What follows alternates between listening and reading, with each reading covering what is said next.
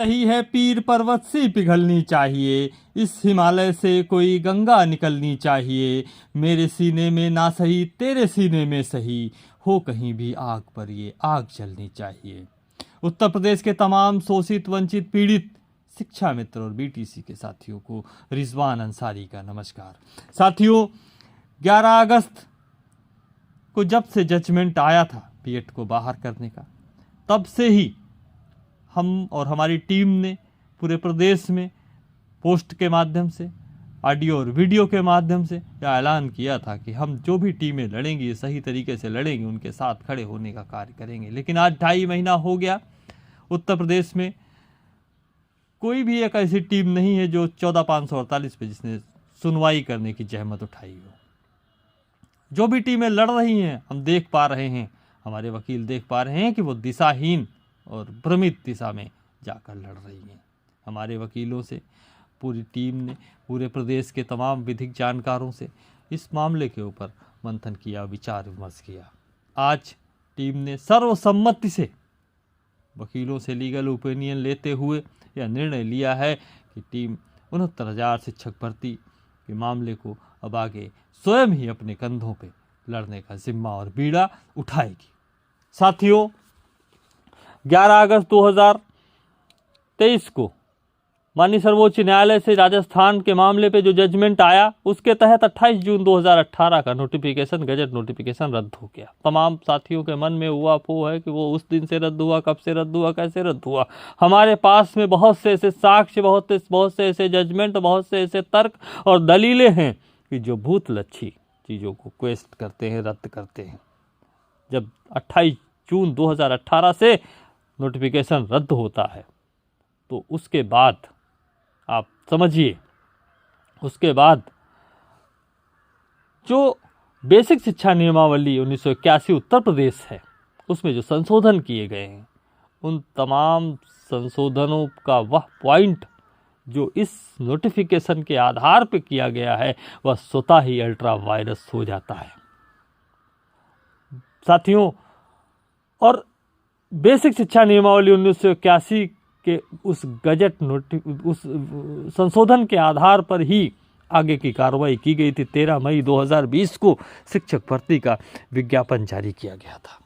हम 5/12/2018 के विज्ञापन की बात नहीं कर रहे हैं जिसके तहत परीक्षा हुई थी, हम बात कर रहे हैं 13 मई 2020 के शिक्षक भर्ती के विज्ञापन की, जिसके तहत वो जारी किया गया था।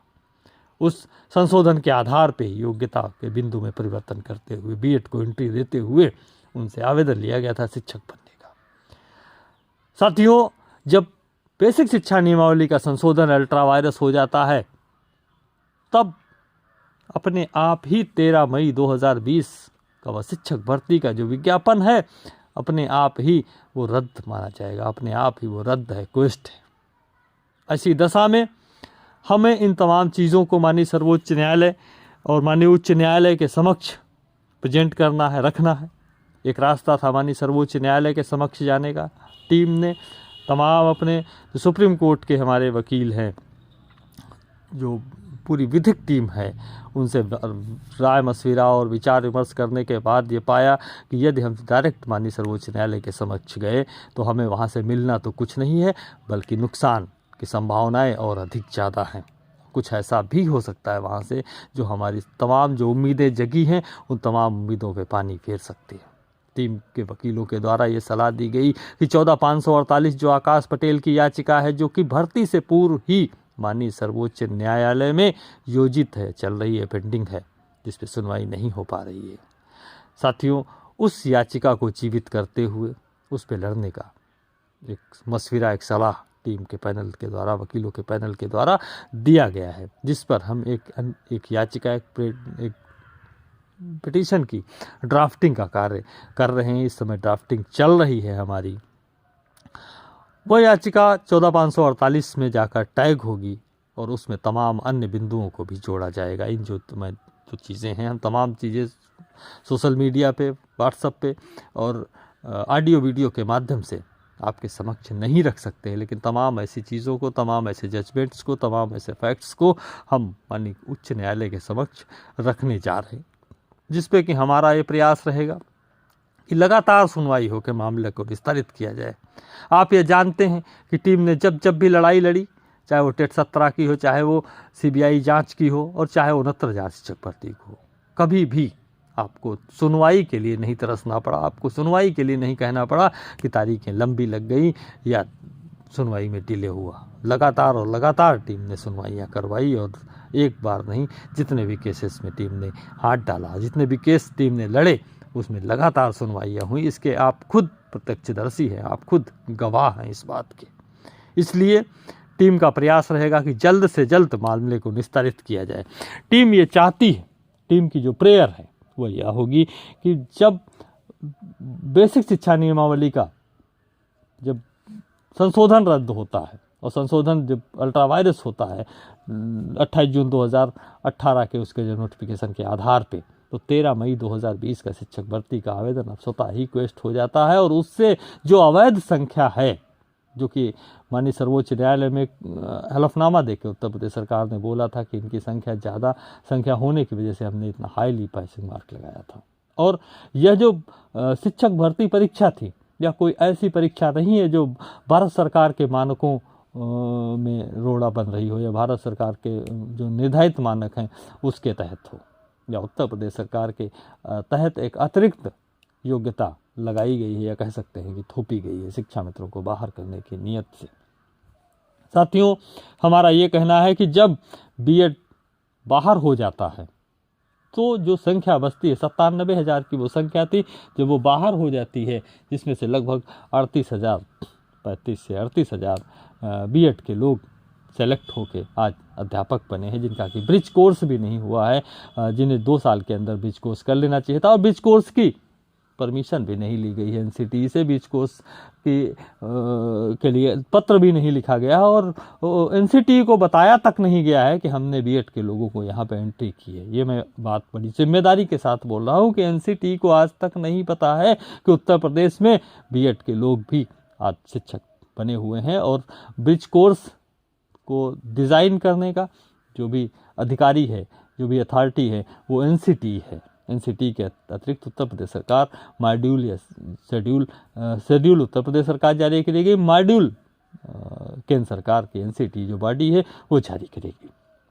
अब जब शिक्षक भर्ती का 13 मई 2020 का विज्ञापन रद्द होता है, तो जो बीएड के लोग उसमें से बाहर करते हुए और आखिरी सीट 69,000 की अंतिम सीट तक मेरिट को डाउन करते हुए, कट ऑफ को डाउन करते हुए, पासिंग मार्क को डाउन करते हुए आखिरी सीट तक भरने की हमारी मांग होगी कि आखिरी सीट तक भर लिया जाए और भर्ती को पूर्ण कर लिया जाए, जिससे कि उत्तर प्रदेश के नन्हे मुन्ने लाखों और करोड़ों बच्चों को उच्च गुणवत्तापूर्ण शिक्षा मिल सके।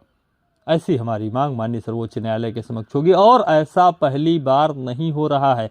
इससे पहले जितनी भी भर्तियां हुई हैं, चाहे 72,825 हो, चाहे अन्य जितनी भी भर्तियां हुई हों, उन तमाम भर्तियों में कट ऑफ को अंतिम सीट भरने का प्रयास करके बार बार डाउन किया गया है, जिसकी आप भी जानते हैं, सरकार भी जानती है, केंद्र सरकार भी जानती है, सारे लोग जानते हैं उस बात को, जितने भी लोग हैं। तो हमारा यही कहना है कि आप कोई नया काम मत करिए। पूर्व की भर्तियों में जो आपने किया है कि आप अपनी सीटों को, जो विज्ञापित सीटें 69,000, उन सीटों में higher to low pass cut off को डाउन करते हुए अंतिम सीट भरने का प्रयास करिए, अंतिम सीट तक भर लीजिए। और इससे होगा क्या, इससे हमारे जो तमाम शिक्षा मित्र और BTC साथी हैं, जो आज बाट जो रहे हैं नौकरी की, जो अपना जीवन दांव पे जिन्होंने लगा रखा है, जीवन में तमाम जो संघर्ष जो झेल रहे हैं, जिन्होंने आज अध्यापक होना चाहिए था और जिनकी जगह आज अवैध लोगों ने कब्जा करके रखा हुआ है प्राथमिक के अंदर, उन्हें उनका हक और अधिकार मिल जाएगा। उनके हक और अधिकार के संरक्षण के लिए टीम ने इस पूरे के पूरे मामले को स्वयं ही देखने और स्वयं ही लड़ने का निर्णय लिया है। हम तमाम चीज़ें हैं जिनको सोशल मीडिया पे नहीं बोल सकते हैं, तमाम बातें हैं, और आप जानते हैं जब तक बोलने लायक नहीं कुछ होता है तब तक हम बातें नहीं करते हैं। आज हमारे हाथ में कुछ ऐसा है, कुछ बोलने लायक है हमारे हाथ में, जिस पे हम दम भर के कह सकते हैं कि आज बीएड प्राथमिक के अंदर अवैध है और बाहर जाएगा, और इसमें जिन लोगों की हकमारी हुई है, जिन लोगों के साथ में अन्याय हुआ है, उनको प्राथमिक में सहायक अध्यापक बनाया जाएगा। साथियों, इन तमाम चीज़ों के लिए टीम चूँकि माननीय सर्वोच्च न्यायालय में एक याचिका आयोजित करने के लिए ड्राफ्टिंग का कार्य कर रही है। हम तमाम उन साथियों का भी आह्वान करना चाहते हैं कि जो साथी टीम के साथ जुड़ना चाहते हैं, किसी भी रूप में जो जुड़ना चाहते हैं, टीम के सहयोगी बनना चाहते हैं, स्वेच्छा से वह टीम के साथ आ सकते हैं, टीम के सहयोगी बन सकते हैं, चाहे वो पिटिशनर के रूप में हो, याची के रूप में हो, या अन्य किसी माध्यम से हो। हम उन तमाम साथियों का स्वागत करेंगे। इसी क्रम में टीम के द्वारा उत्तर प्रदेश के समस्त जनपदों में मीटिंग का आयोजन किया गया है, जो कि इसी 22 तारीख को, 22 अक्टूबर को, रविवार को, संडे के दिन आयोजित की जाएगी। इस मीटिंग में आपके जनपद के जो टीम के कोऑर्डिनेटर हैं, वो आपको सारी और जो जानकारियां हैं वो डिटेल में दे देंगे। यदि कोई विशेष परिस्थिति बनेगी, विशेष जानकारी की ज़रूरत पड़ेगी, तो हम स्वयं ही ऑनलाइन माध्यम से या फिजिकली या किसी भी तरीके से आपके समक्ष मीटिंग में उपस्थित होने का, हर मीटिंग में उपस्थित होने का प्रयास और प्रयत्न करेंगे। इसलिए हम आप तमाम साथियों से आह्वान करते हैं, जिन तमाम साथियों को टीम के ऊपर, टीम के कार्यों के ऊपर भरोसा और विश्वास, उन तमाम साथियों से हम आह्वान करते हैं कि आप अपने जनपद में जो मीटिंग आयोजित हो रही है, उस मीटिंग में प्रतिभाग करने का आप कष्ट करें, और अपने जनपद के जो कोऑर्डिनेटर साथी हैं, जो सक्रिय या जागरूक साथी हैं, उन साथियों से संपर्क करते हुए मीटिंग में प्रतिभाग करके टीम के सहयोगी के रूप में, टीम के साथ कंधे से कंधा मिलाकर टीम के साथ खड़े होने का एक जज्बा दिखाते हुए हमें प्रोत्साहित कर सकते हैं, हमारा मनोबल बढ़ा सकते हैं, जिससे कि हम अपने कार्यों में और अधिक गुणवत्ता ला सकें। आपका संबल ही हमारे लिए सबसे ज़्यादा एनर्जी देता है। आपका संबल, आपके द्वारा दिया गया मनोबल से ही हम दिन और रात मेहनत करते रहते हैं। तो हमें सबसे ज़्यादा अगर किसी चीज़ की ज़रूरत है तो आपके मनोबल और आपके संबल की ज़रूरत है। इसलिए हम तमाम साथियों से यह आह्वान करते हैं कि आप अपने जनपद में, अपने जनपद के मुख्यालय पे या ब्लॉक पे या जो भी स्थान हो, वो आप जनपद के कोऑर्डिनेटर से बात करके, अपने जनपद के सक्रिय साथियों से बात करके एक स्थान निर्धारित कर लीजिए। और जिस जनपद में कोई सक्रिय साथी यदि आगे नहीं आ रहा, तो आप स्वयं आगे आकर आप एक स्थान का निर्धारित कर लीजिए। आप पोस्ट बना के अपने जनपदीय ग्रुप में डाल दीजिए और सभी को एक जगह एकत्रित होने का, सामूहिक रूप से एकत्रित होकर मीटिंग का आयोजन कर लीजिए। और उसके बाद यहाँ से हम लड़ाई की शुरुआत करते हैं। आप आगाज़ में साथ आइए, हम आपको भरोसा दिलाते हैं, हम आपको विश्वास दिलाते हैं कि टीम रिजवान अंसारी आपके हितों के संरक्षण के लिए अपने जिस्म के खून का एक एक कतरा लगाने को तैयार है। आपके भविष्य को संरक्षित और सुरक्षित करने के लिए, सर्वस्व निछावर करने के लिए तैयार है। हम आपको किसी भी प्रकार के प्रमाण देने की आवश्यकता आपको नहीं समझते हैं, क्योंकि हमने जब 69,000 शिक्षक भर्ती के जब नियुक्ति पत्र बंट रहे थे, जब लोग नियुक्ति ले रहे थे, उस समय हमारे अंदर एक पीड़ा थी, एक दर्द था, एक वेदना थी, एक वापो की कंडीशन चल रही थी कि इस तरफ जाएं या उस तरफ जाएं। और साथियों, उस दौर में भी शायद ही कोई माई का लाल होगा उत्तर प्रदेश के अंदर जो आपको छोड़कर नहीं जाता, लेकिन ये आपका भाई और आपका लाल है, जिसने आपके साथ कंधे से कंधा मिला के लड़ने को तरजीह दी थी और नौकरी को न ज्वाइन करते हुए आपके साथ खड़े रहने को तरजीह दी थी। मैं आपसे वादा करता हूँ, मैं आपसे कमिटमेंट करता हूँ, आपके साथ इस भर्ती में हम ज्वाइन करेंगे, आपके साथ इस भर्ती में हम अध्यापक बनेंगे। और यदि नहीं हुआ तो हम अपने स्वयं को अध्यापक से जो नियुक्ति पत्र है उससे अलग करते हुए एक आपके साथ खड़े रहने का कार्य करेंगे। आपको तमाम लोग हो सकता है बरगलाने का भी प्रयास करें। उसके लिए हम बता देना चाहते हैं कि हमारे परिवार में हमारी धर्मपत्नी भी शिक्षा मित्र है, हमारे परिवार में 3 अन्य साथी भी शिक्षा मित्र हैं। इसलिए शिक्षा मित्र ही हमारा मेन जो उद्देश्य है या मेन जो लक्ष्य है, शिक्षा मित्र के हितों का संरक्षण करना ही है। उसके अतिरिक्त हमारे जीवन में अन्य कोई लक्ष्य नहीं है।